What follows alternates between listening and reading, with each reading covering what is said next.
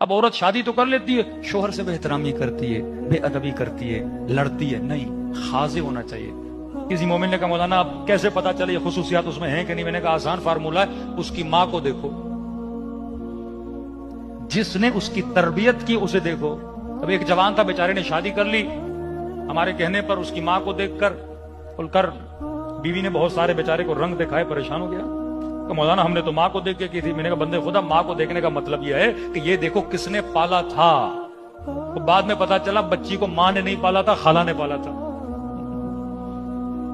کس کی گود میں تربیت پائی ہے؟ ماں کا مطلب یہ ہے کہاں پہ اس بچی نے تربیت پائی ہے، پالنے والا کون ہے؟